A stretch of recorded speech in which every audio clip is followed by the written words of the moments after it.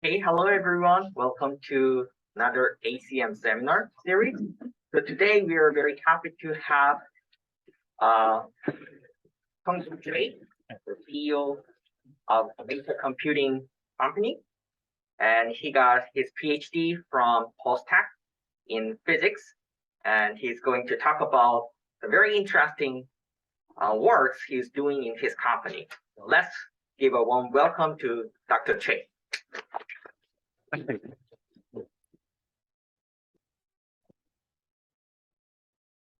By the way, this talk will be in Korean so that if you are not fully understand the context, then you can ask me or him while we're having a lunch. You can click on this button for English speech. I prepare.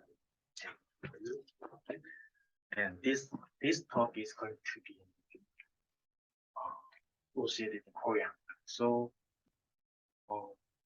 let's begin. 안녕하세요. 저 메타 컴퓨팅의 최성수라고 합니다.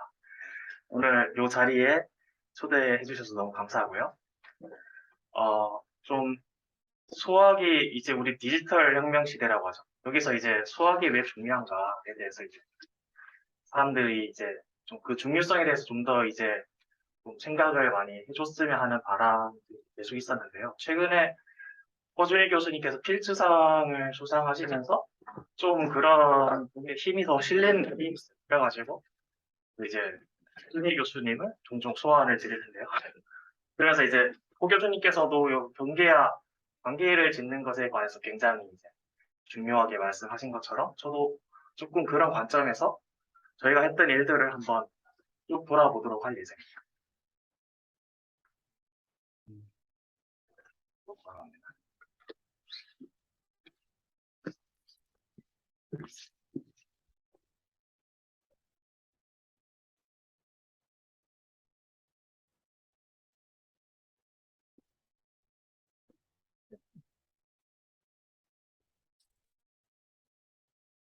For English speakers, you may just visit our website to listen to some video for that, or just visit some link for online PPT in HTML. So there are some click buttons for English speeches. So if needed, you may use it. 네, 여기서 이제 대충 이런 느낌으로 갈 거고요. 이거는 제가 그냥 이게 그냥 그려본 건데요. 이제 여기저기 이제 좀 무료 이미지들 이런 것들과 제가 가지고 있는 이미지 이런 것들을 조합해서 디지털 혁명에서 수학이 무엇인가를 그냥 그려본 거예요. 디지털이 사전에서 숫자거든요. 그래서 이제 수를 여기 적어놨고 수라고 하는 게 결국에는 이제 수가 들어가는 순간 수학을 피할 수가 없죠. 그래서 수학이 중요하다. 뭐 이런 얘기를 할 건데요. 사실 우리가 인공지능을 이제 얘기를 많이 하고 활용을 하는데요. 이제 좀 생각보다 수학적인 부분보단 그냥 좀 활용하는 쪽에 좀 더 무게를 두시는 분들이 되게 많은 느낌을 많이 받았어요. 산업계에 있을 때도 그랬고 학계분들 만날 때도 그랬고. 사실 거의 뭐 대부분의 공대 교수님들 포함해서 머신러닝을 안 하는 연구소들이 없을 정도로. 하지만 그래도 수학이 되게 중요하다. 이것은 이제 저희 되게 존경하시는 김민영 교수님, 칼스트에서 예전에 발표도 하시고 피아스도 오시고 포스텍에도 계시고 되게 존경하신 분인데요. 최근에 페이스북 피드를 통해서 되게 따끈따끈한 지금 10월 20일에 공개된 약 2200페이지 정도 되는 요 이제 이게 매스매티컬리 되게 이제 좀 잘 설명되어 있는 요 이제 교재를 공유를 해주셨어요. 그래서 이제 되게 추천해 주셨고. 근데 이 안에 보면 진짜 뭐 여기 띠오렘 적혀 있고 프루프 적혀 있고 뭐 거의 뭐 수학이죠. 뭐 수학하고 상관이 없다 이런 말을 진짜 할 수 없을 것 같아요. 근데 진짜로 제대로 좀 우리 맞춤식으로 잘 활용을 하는 데 있어서 산업계에서도 마찬가지로 수학을 되게 잘 활용해야 좀 자유자재로 원하는 대로 AI나 뭐 이런 걸 우리가 구현해가지고 활용할 수가 있었던 경험이 있어요. 그래서 이 책을 하나 소개해드리고, 그리고 이제 올해 이제 필드 메달을 타신 분들인데요. 수학은 무모순적인 어떤 정의도 허락한다. 뭐 하죠? 그래가지고 그만큼 이제 수학이 이제 어떻게 보면 허준희 교수님께서 이제 시를 옛날에 짓는 걸 좋아하셨다. 시 짓는 것도 일종의 수학적인 그런 로직이 들어간다고 볼 수 있고, 그런 것도 사실은 수학적 용어로 우리가 한번 표현을 해볼 수도 있겠고, 뭐 사실 수학이란 게 저한테는 뭐 그림 그리기 이런 느낌이었어요. 그래서 뭔가 문제를 푸는 것도 푸는 건데, 뭔가 문제를 만들고 그걸 풀고 표현해내고. 이것은 여기는 이제 로저 펜러스 교수님이라고 이제 아주 이제 스티븐 호킹 교수님하고도 연구를 하시고, 나이도 되게 많으세요. 지금 90세가 넘으셨는데, 2012년에 노벨 물리학상 가지고 이제 되게 위대한 수학자시죠. 그러면서 수리 물리학자신데요. 물리학자분들조차 이제 되게 고정관념이나 뭔가 실체에 대해 좀 더 들여다보는 것에 대해서 되게 불편해한다. 뭐 그런 거 있잖아요. 우리가 학계에서 그러니까 갑자기 너무 생뚱맞은 얘기가 나오면은 일단 거부감 느껴지는 경우가 종종 있었던 것 같은데, 그런 거에 대한 좀 본질적인, 우리가 이제 양자 물리학을 많이 이제 공부를 하는데요. 본질적인 부분에 있어서 좀 그냥 뭐 그건 그냥 받아들여야 돼. 뭐 이런 식으로 가는 것들도 있거든요. 슈링거 방정식은 그냥 실험식이다. 뭐 경험에 의한 인테리프리케이션이다. 뭐 이런 말들도 하는데, 사실 그런 부분들에 대한 좀 본질적인 부분에 대해서 좀 우리가 좀 물음표도 던져보고 수학하고 어떤 관계가 있는지 뭐 이런 것도 생각해보고 할 필요가 있는데, 그런 얘기들을 할 때조차 보통 대부분의 물리학자들은 일단 거부감을 느끼고 본다. 뭐 이런 기대를 하신 거고, 그래서 이제 좀 더 나아가 보면, 이거는 아까 그께서 쓰신 책 중에 있는 내용인데요.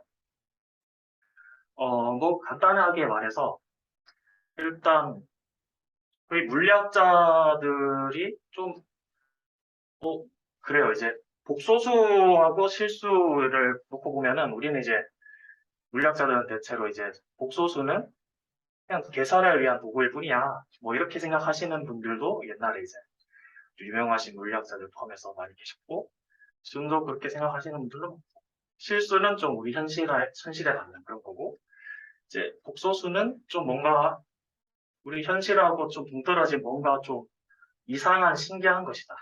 그렇게 생각을 많이 하시죠. 여기 적혀 있죠.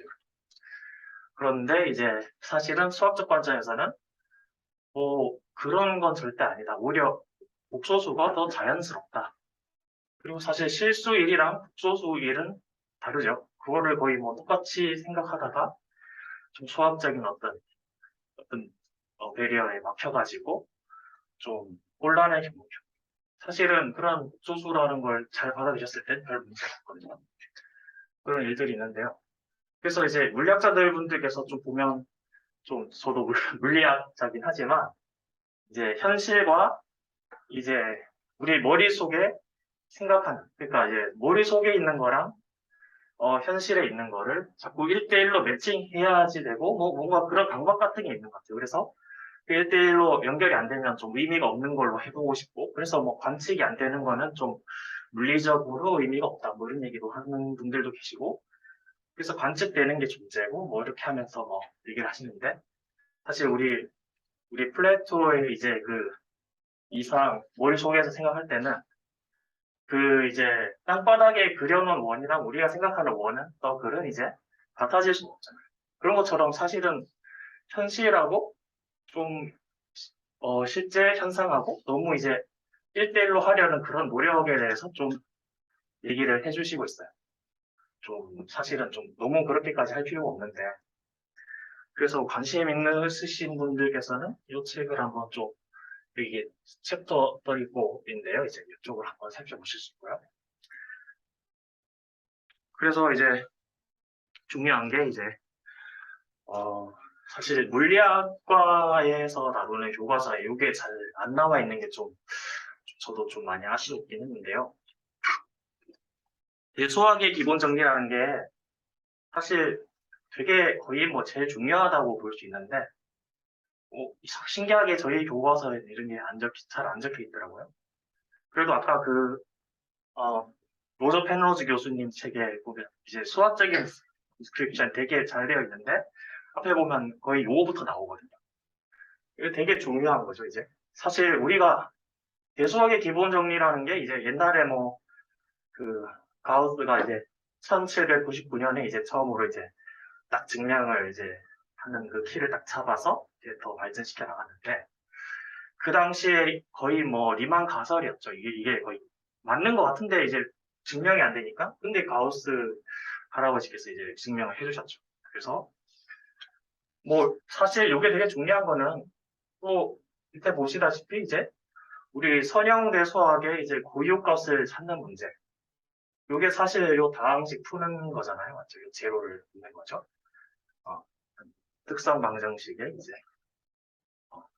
그래가지고 그걸 풀면 이제 또 저런 이제 폴리노미얼 계산이 되는데 그런 문제죠. 그래서 해가 존재를 하느냐 안 하느냐 약간 이런 문제고 그리고 사실 이거를 실수 영역에 딱 컴파인 해버리면은 어떤 예외적인 상황이 계속 이제 떠오르죠. 안전하지가 않죠. 그래서 사실 이렇게 딱 잡아놓고 복소수를 잘 활용하는 게 되게 좋을 텐데 이걸 좀 불편해하는 경우가 많죠. 물리하시는 입장에서는. 그래서 이것도 뭐 관련된 이제 뭐 이게 FTA 하우스의 이제 Fundamental Theorem of Algebra의 이제 좀 증명 정리들인데요. 요 관련된 부분에 대한 좀 증명이나 이런 거는 이쪽에 이제 UC 데이비스에 있는 공유된 이제 저런 교재 파일을 이제 활용할 수가 있고 저희 홈페이지에 들어가면 그냥 링크 클릭할 수 있게 되어 있어요. 그리고 이거 제가 한국연구재단에서 이제 심층 리포트를 이제 양자 컴퓨팅과 그리고 이제 메타버스에 대해서 이제 썼었는데 그 중에 이제 양자 컴퓨팅 이게 이제 국가정책정보협의회 포털에 이제 등록이 돼서 이용 활용도가 1, 2위가 신기하게 되는 그런 현상이 있었는데요. 어쨌든 뭐 보통 정책 리포트에는 그런 얘기를 잘 안 적긴 하는데 사실 양자 물리 자체가 뭔가 우연 안개가 낀 것처럼 그거 자체가 이제 모르겠으니까 사실 감이 하나도 안 잡히면은 이제 뭔가 정책이고 뭐 어떤 그런 생각을 하는 것 자체가 너무 힘들 것 같아서 좀 최대한 제 관점에서는 쉽게 한번 그래서 노력하면 고등학생분들도 이해를 해볼 수 있게 한번 좀 이 책 안에서 트라이를 좀 했었어요. 또 간단하게 말씀드리면 그냥 이제 퓨링거 방정식 자체가 원래는 이제 뭐 우리가 보전역학과 이제 보전 양자 물리학이 완전 다른 물리학인 것처럼 생각을 많이 하시기도 하고 이제 미시 물리계에서는 양자 물리를 좀 해야 되고 거시적인 곳에는 상대론이나 뭐 이제 그런 뉴턴 물리학을 해야 한다 뭐 이런 얘기도 많이 말씀하시는데 그게 근데 그렇다고 상관이 없는 게 아니라 딱 연결이 되게 잘 되어 있어요. 그래서 수학적으로 어떤 관계를 가지고 연결될 수 있는지 그런 내용들을 좀 적어놨었는데요.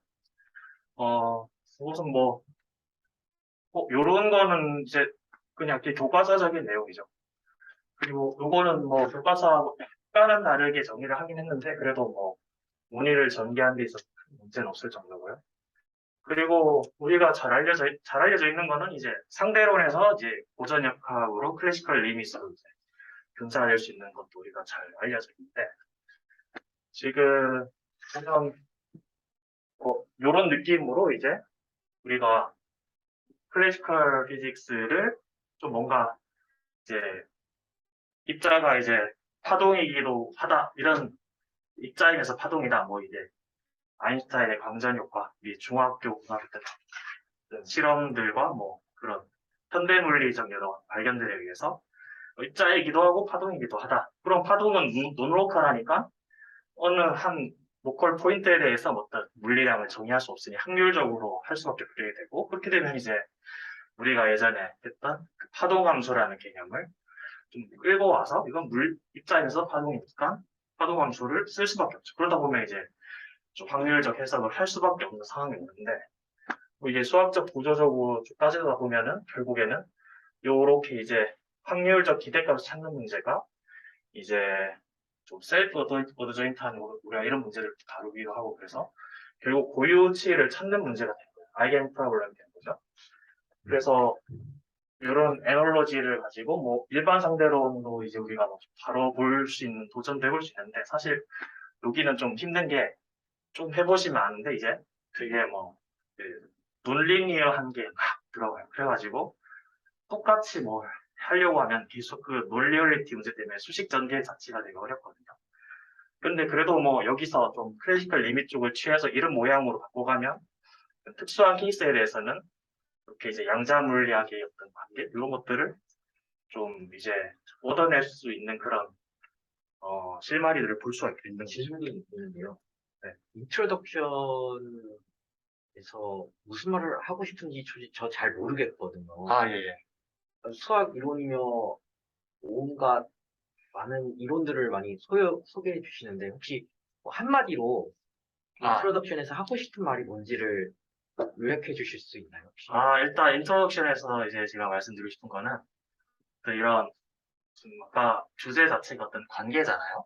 그러다 보니 이제 우리가 제가 물리학 전공이다 보니까 물리학적 내용들이 이제 수학과 이제 어떤 커넥션과 릴레이션을 가지고 좀 연결되면서 좀 우리가 좀 다른 관점으로 바라볼 수도 있는지 뭐 그런 예들을 좀 하나둘 보여드리면서 이제 뒤에 내용으로 넘어가려고 좀 뭐 더 말씀드려봐도 괜찮습니까?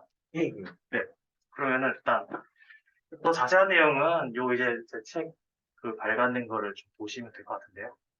어쨌든 뭔가 그 말씀드리고 싶은 포인트는 이제 우리 고전 물리라는 것 자체도 현대 물리의 이제 꽃이라는 그 양자 물리랑 이제 다르지 않고 사실상 거의 뭐 그대로 연결되는 느낌으로 연결이 되는 느낌이 있죠.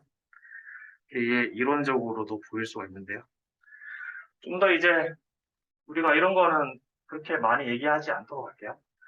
어쨌든 그 아까 말씀드린 것처럼 또 뭔가 좀 우리가 그 교과서에 나와 있는 그런 이제 에너지 보존 뭐 저런 관계에서부터 이제 입자가 파동이면서도 뭐 이제 뭐 입자다 뭐 이런 식으로 이제 해석을 할 수밖에 없게 되니 이제 요런 이제 좀 결국에는 그 우리가 빛을 예로 들면은 아인슈타인의 강정효과 실험에서 나왔던 하나 이제 E 이퀄 H가 오메가 뭐 이런 에너지는 우리가 기대값으로 알고 있고 그 상태에서 이제 맥스웰 방정식을 우리 고전 물리학에서 저런 형태로 얻었는데 아인슈타인의 상대론에서는 이런 웨이브 팩터 4로 이제 나타나죠. 그래서 저런 관계들이 다 엮이는 거예요. 그래가지고 아까 가우스의 그 펀더멘탈 티오리 뭐 알제브라 해가지고 저런 해가 존재를 할 거다라는 걸 우리가 알 수가 있는 거고 그러다 보니 그 존재성에 대한 그게 이제 가우스 이론으로부터 우리가 좀 어느 정도 보장을 딱 받게 되니까 이런 간단한 케이스에 대해서는 이거 이론적으로 그냥 얻어지는 방정식으로서 슈링거 방식이 나타나기도 합니다. 그 말은 이제 우리가 실험식이라고 얘기를 하는 슈링거 방정식이 그렇게 실험식으로만 말할 수가 좀 없지도 않을 수 있는가 이런 물음표를 하나 던질 수 있게 하는 이런 수학을 조금 더 바라보면서 물리학을 바라봤을 때 그런 거 얻게 되고요. 그래서 이제 그런 생각을 또 로저 펜로즈 교수님께서 좀 하시고 많이 하셨는데 뭐 결국에는 우리가 시간이라는 것도 뭐 연속적인 건지 불연속적인 건지 아니면 우리가 정의하기 나름인 건지 이런 생각도 할 수 있게 되고 그리고 이게 이렇게 표현을 이렇게 하긴 했는데 그래서 이제 불확정성 원리라는 것도 좀 뭔가 우리가 이제 그 진짜 머릿속 이론 속에서의 불확정성 원리와 현실 세계 우리 실험을 실제로 할 때의 불확정성 원리 요거 사이에서 어떤 그런 차이가 있을 것인가 그런 생각도 좀 해볼 수 있겠고요. 그러다 보면 이제 실험과 이론이 1대1 매칭이 딱 될 수 없는 그런 상황을 생각을 하면은 사실 우리가 머릿속에 생각하는 그 플레이토의 세상과 이제 우리 실제 페노메나 살고 있는 액츄얼 월드는 좀 다르다고 볼 수 있죠. 그리고 이제 어떻게 보면 플라토의 세계가 좀 더 클 수 있고 추상적으로 표현을 할 수 있으니까 그 되게 이데얼한 것들을 이제 표현을 하면서도 좀 실제 거의 근사된 거의 똑같은 모양으로도 표현을 해볼 수 있고 어떻게 보면 이게 더 이걸 액츄얼 월드를 포함한다고 볼 수 있죠. 그래서 우리 실제로 컴퓨테이셔널 피직스에서도 파동 함수를 계산해요. 웨이브 벡터, 웨이브 펑션을 계산해 놓으면은 그거를 사실 실험 같으면 한번 사용을 하는 순간 관측했잖아. 그러면은 사용하면 이제 그걸 쓰면 안 되거든요. 근데 우리는 사용을 해도 저장이 되어 있잖아. 하드디스크에. 그거 계속 갖다 쓰는 거예요. 그래서 뭐 밴드 스트럭처 같은 거 그릴 때 한 번 썼다고 지우지 않거든요. 그래도 이제 논문 잘 내거든요. 그렇게 하는데 사실 실험에서는 있을 수 없는 일이죠. 한 번 쓰면 지워야죠. 한 번 썼으니까 바뀌었잖아, 상태가. 근데 썼는데 이제 안 지우고 계속 써요. 근데 그게 사실은 이상한 것도 아니고, 근데 이제 좀 관측하는 순간 뭐 모든 게 변하기 때문에 뭐. 근데 실제로 우리가 연구를 할 때 뭐 그렇게 하진 않는다. 뭐 그런 점도 있고, 호진 교수님 말씀하신 것처럼 필요에 따라서 이제 우리가 좀뭐 수학적으로 어떻게 표현할지 왔다 갔다 하는 것은 좀 우리 필요에 따라서 좀 자유자재로 할 수 있는 부분. 그래서 조금 유연할 필요가 있지 않나. 뭐 이런 얘기를 해볼 수 있고요. 그래서 뭐 수학이 어떤 되게 좋은 가교 역할을 하는 거죠. 그래서 이제 릴레이션이 뭐냐면 이게 우리가 클래시컬 피직스, 퀀텀 피직스 이거를 연결할 때도 이 훌륭한 수학이랑 가교가 없으면 연결을 제대로 할 수가 없는 거예요. 그래서 이런 관계가 이제 우리가 이제 일반적으로 생각하는 그런 그 여러 이제 교과서적 내용들조차도 그런 수학이라는 게 간과할 수가 없는 거지. 이런 얘기를 좀 하면서 뒤에 넘어갈 건데요. 요거는 이제 리반 제타 펑션인데 보시면 이제 뭐 아까 말씀드린 것처럼 실수일이랑 복소수일이 다르죠. 이게 정의 자체가 다르잖아요. 그러니까 보면 이제 복소 평면에서는 1에서 무한까지 더하는 게 해석적 연속에 의해서 마이너스 12분의 1이 되는데 실수집합만 가지고 봤을 땐 정의되지 않는 무한 대 인피니티로 가잖아요. 그래서 인피니티라는 이제 부정공을 얻게 되는데 이게 지금 사실 이게 같다고 생각하는 물리학자들도 많아요. 그래서 근데 그 얘기는 사실은 좀 사실 수학적으로 말이 안 되죠. 그 말은 사실 같은 거는 우리 벡터 공간에서의 1,0이랑 그냥 실수 축 사이 그냥 1차원 벡터 원, 뭐 아니면 스칼라 원 하고 똑같다라고 말하는 건 좀 사실 말이 안 되죠. 뭐 저게 도구일 뿐이라고 하면 옥소수가 벡터 스페이스 자체가 우리가 편하게 표현해지기 위한 도구일 뿐이다. 근데 사실 그런 건 좀 말이 안 되는 거고요.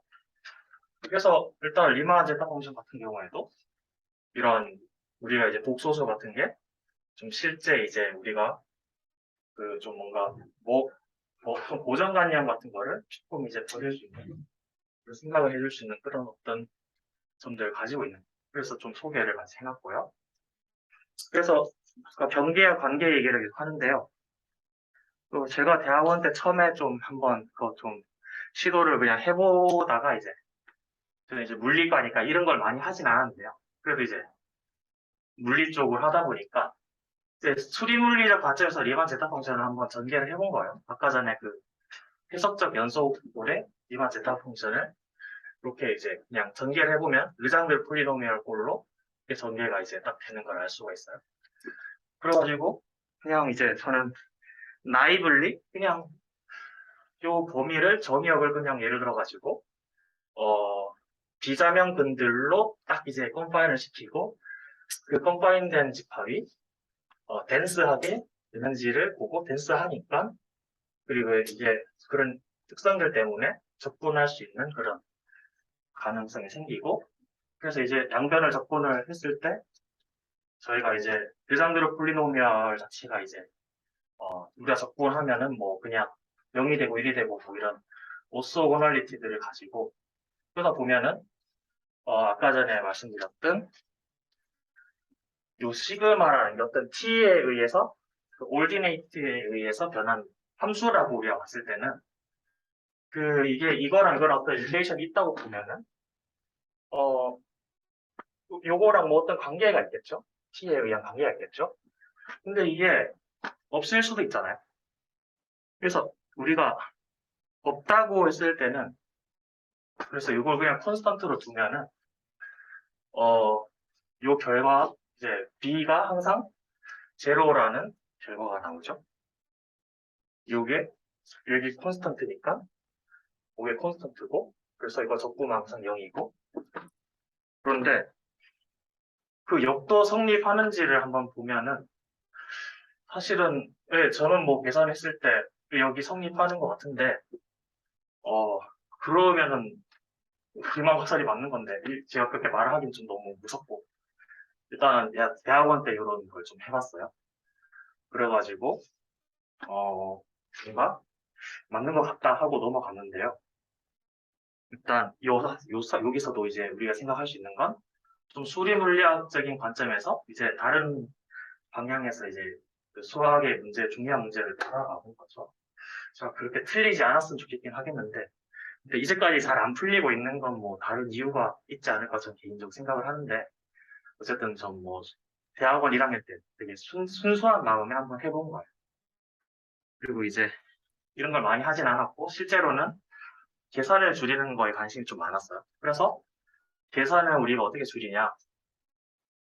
지금 물리학에서는 이제 시메트리를 우리가 활용을 해서 어떻게든지 계산을 줄이려고 해요. 그러다 보면 이제 시메트리라는 게 없으면 사실 줄일 수가 없죠. 공짜로 어떻게 문제를 줄여요. 뭔가 줄일 구석이 있어야 되니까 시메트리 같은 게 있어야 되는데 그거를 우리가 보통 베이시스를 좀 바꿔가면서 좀 irreducible representation을 좀 활용을 해가지고 되게 이제 문제를 엄청 줄여가지고 우리가 원하는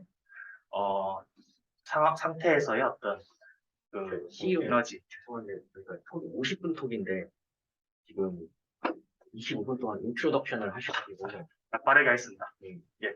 그래서 네, 요거는 알겠습니다. 그래서 좀 이거를 그래프 이론적으로 좀 표현을 해봤고요. 그렇게 해가지고 좀 이제 좀 우리가 스파르시티 같은 거를 좀 더 계산을 할 때 뭔가 좀 더 좀 뭐라 해야 되지? 그런 게 연관이 있었어요. 좀 계산을 할 때 계산하는 그런 양 같은 게 좀 테크니컬리 좀 줄어드는 똑같은 문제인데 다르게 풀어보는 거죠. 똑같은 답이 조금 다른 방식으로 나오는 건데요. 그래서 비유로 하자면 우리가 붓을 쓰면 어떤 그림을 그리는데 똑같은 그림을 그릴 때 붓을 조금 다른 걸 쓰는 거예요. 그래서 이제 예를 들어서 그룹 티오리를 통한 붓이 있다고 하면은 그룹에다가 알제브레이크 그래프 티오리가 같이 들어가도 붓이 있다고 쳐요. 그래서 그 조금 더 큰 붓으로 그리니까 더 빨리 그려졌어요. 그렇다고 뭐 그것이 모든 걸 다 그릴 수 있는 건 아니겠죠. 뭐 그렇긴 한데 이게 뭐 제가 이런 결과들을 하다가 만들다가 이제 삼성에 가서 좀 우리가 일도 하고 그랬는데 좀 뭔가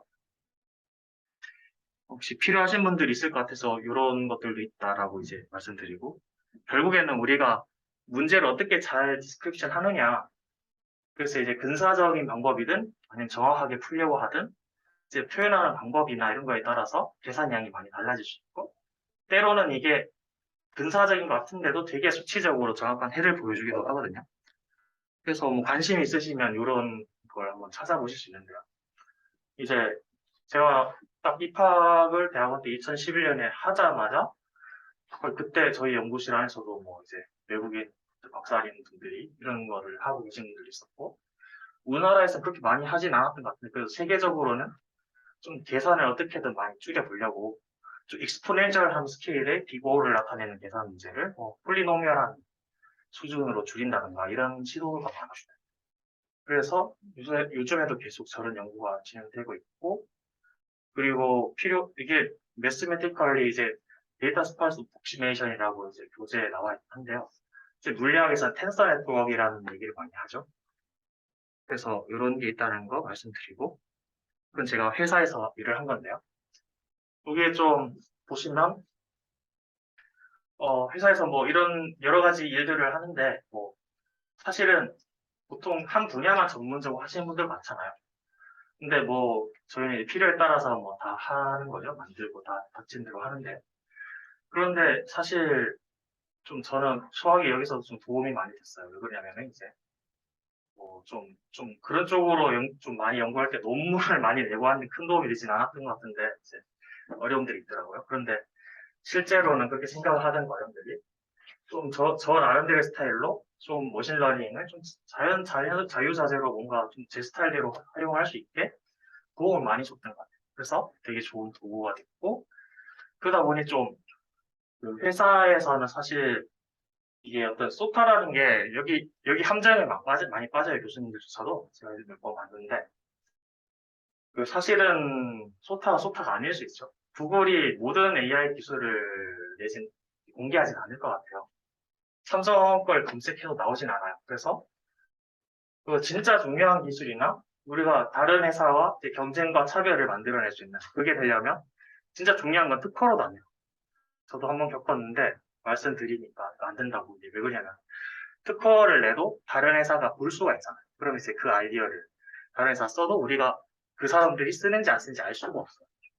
그래서 특허로도 안 나오는데 그래서 사실 우리가 뭔가 어떤 문제를 바라볼 때 논문부터 찾아보는 것보다는 좀 우리 문제가 뭔지 잘 분석해보고 그러면서 논문도 찾아보고 나름대로 우리도 방법을 개발해보고 그게 좀 더 좋지 않을까 뭐 이런 생각들을 좀 했었고 실제로 그런 게 좀 바로 제가 부딪혀서 일단 답지 안 보고 문제 푸는 이런 거를 좀 더 그런 느낌으로 이제 접근을 하는 게 좀 되게 도움이 많이 됐던 것 같아요. 그래서 뭐 여기서 이건 아까 전에 말씀드린 것처럼 저 소타 관련된 하나의 예인데 이제 그 교수님께서 소타에서 안 되는데 이거 어떻게 하냐. 근데 사실 우리가 교통 위반 같은 거는 되게 좀 well-defined problem이라고 할 수 있죠. 그 사람이 보면 면허증만 있는 사람들은 다 알 수 있잖아요. 이 사람이 뭐 신호 위반했는지, 뭐 정지선 위반했는지 딱 보면 아는데 AI가 이거 하는 게 너무 어렵다고 하는데 이거 너무 AI 모델을 돌리려고 하지 않고 예를 들어가지고 다른 관점에서 룰을 잘 주거나 하면은 뭐 우리 예전에 막 문제 풀려는 막 뭐 종이 위에다가 뭐 선도 긋고 각도도 만들고 뭐 그래서 세타 이런 거 잡고 해서 뭐 외적 내적 구하고 방향이 어떻게 되고 이런 거 다 구하잖아요. 이런 것처럼 이런 문제도 그렇게 이렇게 뭐선 긋고 뭐 해가지고 할 수가 있거든요. 그런 느낌으로 조금 다른 좀 뭔가 AI를 너무 메일리 쓰지 않고 좀 서로게이트적 요소 정도로 좀 활용을 하면서 좀 펀더멘털하게는 좀 우리 좀 진짜 매스를 좀 깔고 가는 게 좋지 않나 상황에 딱 맞게 문제를 푸는 거죠. 그래서 좀 빨리 넘어갈게요. 그래서 이제 이거는 이제부터는 되게 더 빨리 넘어갈 건데요. 요거는 되게 편하게 들으셔도 돼요. 경계와 관계가 우리 어디에도 다 있다는 건데 그거는 뭐 한번 시간 있으시면 보시면 될 것 같고 또 도서관에서 책을 찾을 때도 뭐 이제 몇 점을 말씀드리면 책 찾는 것조차도 우리가 이제 진짜 오래된 책이 있어. 이거를 도서관 가서 좀 사서 선생님한테 찾아달라고 부탁을 드려요. 그렇게 했을 때 사서 선생님께서 이 책을 이제 이분이 이제 어떤 말씀하시는 걸 어떻게든 뭐 개떡같이 말해도 찰떡같이 알아들어야지. 그래가지고 알아듣고 찾아내야 되는데 사실 그 안에 어떤 노이즈한 요소가 들어갈 수도 있어요. 좀 잘못된 정보 들어갈 수 있어요. 우리가 기억을 잘못하고 있어요. 그럴 수 있는데 그랬을 때도 뭔가 잘 찾아낼 수가 있어야 되는데 그런 것도 이제 매스를 좀 잘 활용을 해가지고 하면은 좀 그런 노이즈한 요소 같은 것도 좀 약간 무시하고도 이제 그 원하는 책을 찾는 도움을 줄 수가 있어요. 그래서 뭐 그런 말씀들 드리는데 그거는 제가 그 11월 10일 날에 이제 국가정책정보협의회에서 발표할 내용 일부를 좀 가져온 건데요. 아까 그 만화 카툰이랑. 그래서 그때 미래 도서관에 관한 키워드로 발표를 하게 돼 있어요. 이 안에서도 수학이 좀 중요한데요. 저희가 이제 문헌 정보와 관련해서 좀 최근에 NR에서 연구를 하고 있는 게 있는데 그거랑 관련된. 그래서 우리가 이름을 짓잖아요. 우리 아기가 태어나면 이름을 짓는데 우리 아이들의 이름 되게 잘 지어주잖아요. 이름이 어떤 의미를 지니고 그 이름 자체가 그냥 지어지는 게 아니죠. 그래서 이건 제 이름인데요. 사실 이 이름 글자 한 글자 안에도 다 이제 관계가 있죠. 그래서 이제 제가 뭐 행주라는 그곳에 예전에 이제 계셨던 해동공자 최충, 옛날에 경주에 있는 최치원, 이런 되게 유명한 이제 학자들, 이런 분들이 거의 시조처럼 돼가지고, 이제 뿌리를 내리다가, 이제 또, 이제 그분 중에 또 고려해서 어떤 이제 그 왕이 하사한 그런 성을 가지게 되고, 그래서 이제 해주, 그러니까 이런 이제 경주 해주, 그리고 이런 저의 이제 성, 그게 이제 좀 뭔가 족보 속에서 이제 나타나는 느낌이 있고요. 그리고 이제 이런 것도 이제 뜻이 있잖아요. 그 뜻이라는 것도 저희 부모님, 할아버지 이런 지어주실 때 그 뜻이 이제 이 속에 들어가 있어요. 그래서 우리가 이런 이름을 딱 짓게 되면은 사실 그 이름 하나만으로도 좀 다른 주변에 있는 다른 사람과 이름이 다르니까 좀 서로 디스팅기셔블한 그런 구별 가능한 그런 이제 예상이 되는 거죠, 수학적으로는.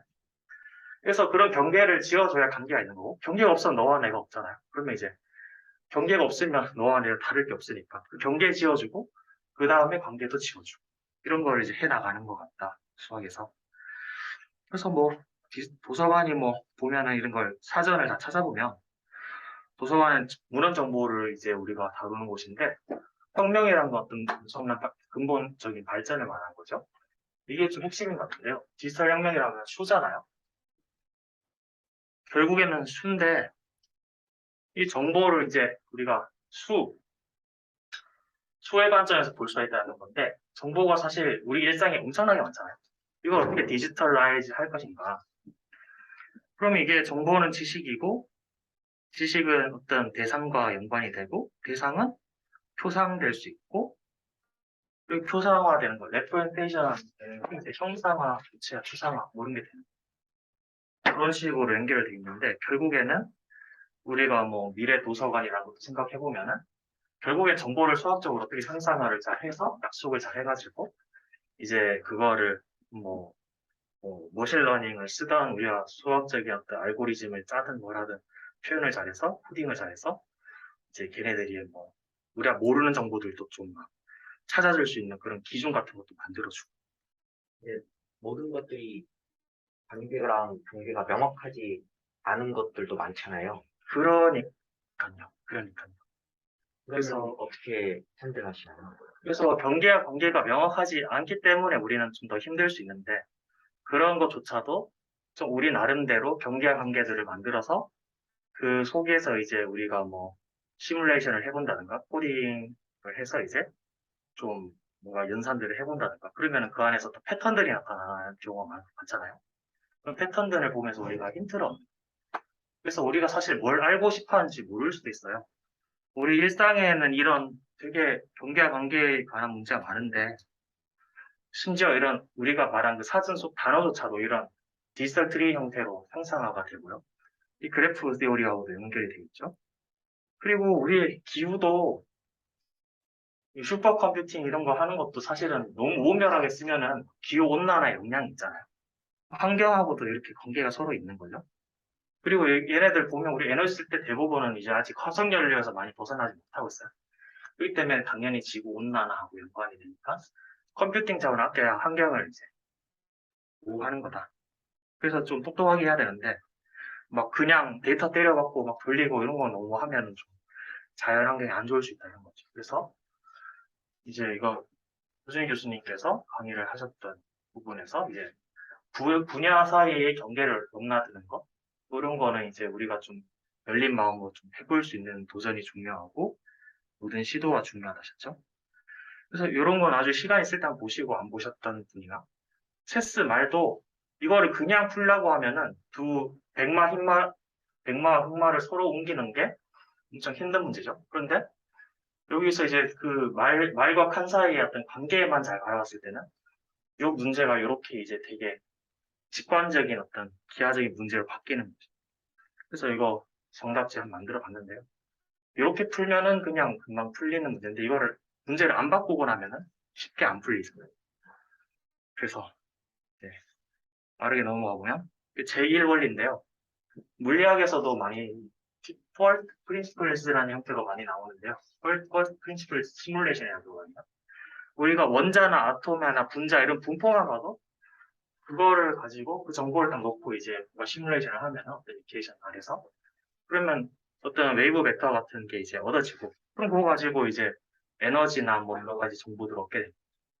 그래서 우리가 오캄의 명도칼이라고 하죠. 그래서 되게 좀 단순한 그리고 진짜 최소한의 너무 많진 않고 너무 적지도 않고 좀 적당한 그런 어떤 대상들을 잘 정해서 그 아래에서 이제 어떤 관계랑 경계를 찾아내는 그런 것들을 해보려고 하는 건데요. 그래서 이제 물리학에서는 이제 슈링거 방정식 같은 거를 하나 잡아서 그거 가지고 이제 퍼스트 프린시플 시뮬레이션을 하는 거죠. 그래서 이제 우리가 무엇을 모르는지도 몰라요. 우리가 무엇을 알고 싶은지도 몰라요. 그런데 일단은 시뮬레이션을 해보잖아요. 해보고 나온 것들을 보면은 이제 우리가 이제 뭐 여러 가지 물리학에서도 그 여러 그래프들을 만들어 보고 시각화를 해보잖아요. 그러면서 뭔가 좀 특이하네? 이거 의미가 있는 걸까 하면서 찾아가는 거죠. 그래서 일단은 뭔진 몰라도 그 경계와 관계를 컴퓨터들이 어떻게 나름대로 분석해서 어떤 시그널을 주면 우리가 그 시그널들을 토대로 뭔가 이제 우리가 이런 거 알고 싶었는데 라는 생각을 들게끔 그러니까 인식의 범위들이 넓어지겠죠 우리 나중에는 그런 미인식 대상들 중에서 관계를 찾는 것.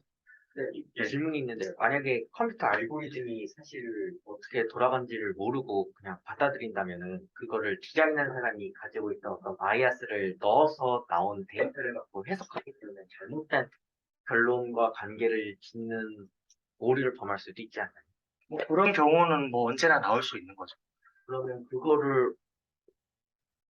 그런데 지금 관계를 찾는 게 그러면 근데 예를 올바른 들어 관계를 찾는지를 어떻게 알 수 있을까요? 예를 들어 가지고 지금 이 슈링거 방정식 가지고 우리가 퍼스트 프린시플 시뮬레이션 할 때는 슈링거 방정식 자체가 이제 일단 틀린 적이 없다고 지금 일단은 그 방정식을 풀었을 때 나온 결과가 틀린 적이 없다고 이제 알려져 있으니까 거기서 나온 이제 아이겐밸류 이퀘이션의 솔루션 맞다고 우리가 보는 거예요. 그래서 그 솔루션을 가지고 이제 이제 여러 가지 이제 정보들을 후처리해서 도출을 하는데요. 실제로 관계 찾으실 때 슈레딩거 방정식을 그건 아니죠. 그건 아니지만 저희가 문제를 풀 때 약간 최소한의 어떤 정의만으로도 유용한 정보가 나오는지 이런 것들을 시도를 해볼 수 있다. 이거를 뭐 저희가 퍼스트 프린시플을 이제 뭐 만들었다 이렇게 얘기를 한다기보다 그런 형태의 어떤 느낌으로 좀 그래도 되게 활용도가 높은 무언가 이제 산업계에서 활용할 수 있게 해볼 수 있다. 뭐 그런 시사를 한번 해볼 수 있을 것 같거든요. 실제로 사용하시는 건 뭔가요? 그럼? 저 같으면 최근에 아까 전에 문헌 정보 데이터 네. NIF라 하는 거 그게 이제 문장 자체를 하나의 물리적 입자처럼 보거든요. 슈링거 방정식 쓰는 건 아니에요. 근데 입자처럼 써서 그걸 가지고 기존의 NLP에서 하는 것과 약간 다른 관점에서 보면서 이제 좀 이제 딥러닝 같은 거는 좀 보조적인 서브 역할로 쓰고 메일리 이제 입자처럼 생각해서 어떤 일종의 이제 기압 요소들을 얻어내는 거죠. 사실 문장을 A, B, C, D, E, F, G 가지고 다 표현할 수 있잖아요. 근데 그거 너무 트리비얼하잖아요. 20몇 개의 알파벳 조합으로 모든 문장을 표현할 수 있는데 그렇게 하는 건 너무 당연한데 그만큼 쓸모가 없거든요. 그렇다고 해서 문장 하나나 단어 한 개 자체를 그냥 하나처럼 보는 것도 방법이겠지만 그렇게 하면 너무 좀 쉽고 그래서 이거를 잘 하다 보면은 어떤 그 사이에서 절충점 정도가 나와요. 그러면은 이제 뭐 좀 우리가 봤을 때 의미가 있어 보이는 요소도 있고 없어 보이는 요소도 있는데 어떤 수렴된 형태로의 집합 같은 거 얻게 되거든요. 그럼 걔네들을 가지고 마치 이제 어떤 입자들의 선형 결합이 되는 느낌처럼 이제 그 관계들을 만들고 찾아낼 수 있는 그렇게 해봤을 때 좀 재미가 있더라고요. 기존에 훨씬 큰 예산을 가지고 했던 그런 연구들보다 결과가 좀 되게 저렴하고 잘 나와서 일단은 저희는 이제 이런 새로운 접근들도 괜찮다라고 생각하는 거고요. 그래서 이제 좀 빨리 넘어가도록 하겠습니다. 우리 이거 중학교 때 배운 건데 사실은 물리학자들은 이제 아이겐밸류 이퀘이션으로 표현되는 이 상태를 보여내는 걸 되게 원하거든요. 이제 딱 우리가 들리고 볼 수 있는 눈으로 이제 현미경을 관찰할 수 있는 사실은 그게 코헤런트 스테이트라고 하는데 근데 사실은 논코헤런트한 스테이트도 존재를 해요. 우리가 이제 물을 이제 뭐 밑까지 내릴 때 그 사이에도 이상한 소리가 들리잖아요. 그런 것처럼 이런 이제 논코헤런트하고 좀 옵설버블 한 게 좀 잘 안 되는 그런 경우들도 있는 거잖아요. 그래서 사실은 우리가 좀 사실 제대로 관측하고 의미를 가지는 것은 안정된 상태이긴 한데 코헤런트한 상태인데 좀 그렇지 않은 상태들도 존재는 한다. 뭐 그 정도는 우리가 알고 넘어갈 수 있고요. 그래서 뭐 이거 관계만 볼 건데요. 이거는 이제 아이겐밸류 같은 게 어떤 연산자를 곱했을 때 그대로 이제 어떤 숫자 곱하기 연산자, 뭐 숫자 곱하기 뭐 바동함수 뭐 이런 식으로 나오잖아요. 그 형태가 보존된다고 하죠. 보존을 좋아하는 물리학에 거의 뭐 시메트리 뭐 이런 거하고 다 이제 불변량 이런 거하고 다 관련되는 건데 오토모픽 폼은 이제 쉽게 말해서 어떤 뭔가 이렇게 대입을 했을 때 그냥 그 형태가 그냥 유지되는 형태죠. 사실 아이겐밸류 이퀘이션에서 나오는 뭐 형태하고 거의 똑같다고 볼 수 있죠. 아이겐밸류 이퀘이션도 뭐 그 이제 오퍼레이터랑 이제 그 벡터가 곱해져 있는 게 일종의 곱함수에 이제 벡터가 들어가 있는 걸로 본다면 저런 형태하고 사실상 똑같다고 볼 수 있죠. 그래서 이제 물리학하고 수학하고 관계가 되는 것도 뭐 되게 좀 저 나름대로 재밌어서 적어본 건데요. 이거는 이제 아까 제가 존경하는 김민용 교수님의 강의 노트에 보면은 요런 이제 유리수로부터 이제 우리가 복소수를 이제 바텀업 컨스트럭트 해가는 과정을 좀 쉽고 간결하게 좀 설명을 잘 해주셨고요. 이제 그분 홈페이지에 가서 다운받아 보실 수 있습니다. 요거는 이제 제가 실제로 뭐 재밌는 계산을 해본 건데요. 이제 이런 오토폼이라고 하는 이런 형태로 이제 우리가 전개를 해서 어떤 소수들을 근사적으로 쭉 그냥 뽑아내보면 진짜 이게 다 소수구나. 이제 앞에 개수가 2인 얘네들은 다 소수다. 이게 되게 신기한 게 나오는데요. 뭐 이런 게 사실 그 보유치하고도 상관이 있는 게 보면 이제 오토모빌 폼인데 오토모빌 폼이 나중에 보면은 우리가 수학에서도 되게 중요하게 생각하는 페르마 마지막 점이죠. 이런데 보면 이 안에 보유치가 이제 들어가 있죠. 오토모빌 폼 아까의 이거랑 그리고 이게 랭글렌즈 가설에 있는 라틴 L 펑션에 들어가 있죠. 이거는 대리만 가설을 했을 때 이거의 해석적 연속꼴이 이렇게 나타나죠. 이거는 또 소수랑 연결돼 있죠. 이렇게 막 서로 다 얽혀 있어요. 관계들이 있고 결국에는 뭐 이게 물리하고 연결되는 게 랭글렌즈 프로그램에서 이제 되게 중요한 근본 보조 정리라는 게 있어요. 2010년에 응호 교수님께서 그날 저걸로 증명을 해서 이제 필즈 메달을 타셨는데 그 랭글랜드 프로그램의 근본 보수 정리 증명 속에 보면 이 안에 물리가 들어갔어요. 이제. 그래서 클래시컬 미케닉스랑 딱 연결이 정확하게 되어 있고 뭐 그러다 보니까 이제 결국에는 이제 2분 남았어요. 10분이요. 50분 톱이었가지고. 알겠습니다. 제가 죄송합니다. 시간 조절을 못했네요. 그래서 뭐 이런 뭐 여러 가지 관계들이 있고 그럼 실제로 회사에서 푸신 문제 중심으로 몇 개만 보여주시는 게 어떨까요? 알겠습니다. 지금 혹시 몇 시죠? 지금 48분. 아이고 죄송합니다. 너무 오래 걸렸네요. 실제 회사에서 하셨던 뭐 일이나 프로젝트나 뭐 이런 사례 중심으로 아, 빨리 보여주시면 좋을 것 알겠습니다. 제가 시간을 조절 잘 못했는데요. 그래서 이제 좀 빨리 넘어가고요. 이제 관련된 부분들은 이제 영문 음성으로 들을 수 있게 제가 좀 미리 준비를 해놨는데 다행이네요. 일단 관심 있으신 분들께서는 봐주실 수 있으실 것 같고요. 이렇게 이제 양자 컴퓨팅 하는 쪽하고까지 연결이 다 되는 거죠. 양자 컴퓨팅으로 문제를 지금 푸시는 건가요? 이거는 프로타입보다 이런 것들을 활용할 수가 있다라는 안 하신 건가요? 뭐 해보긴 했는데 제가 이걸로 뭐 사업을 하고 이런 건 아니에요. 아니, 넘어가겠습니다. 그 사업 하시는 쪽을 설명해 주시면 좋을 것 같아요. 예, 알겠습니다. 그래서 저희는 이제 뭐 이런 여러 어려움들이 있었는데 넘어갈게요. 그래서 이제 이런 거 혹시라도 듣고 싶으신 부분 있으면 나중에 여기 클릭하면 영어로 나오긴 하는데 들으실 수 있어요. 넘어가고요. 이제 넘어가고 그럼 이제 저희가 이제 뭐 좀 특허 관련돼서 이제 좀 보정 심사를 하고 있는 건데요. 일단 빠르게 넘어가겠습니다. 하나만 말씀드리고 그냥 빨리 잘 끝내도록 할게요. 이거 지금 NRF랑 지금 하고 있는 건데요. 아까 전에 그 말씀드린 것처럼 데이터 물리계를 우리가 양자 물리계처럼 이제 그 에너로지컬리 이제 볼 수 있게 이제 한번 해석해 보는 거예요. 그러면은 이런 느낌처럼 뭐 데이터도 이렇게 다루어 볼 수 있지 않겠냐.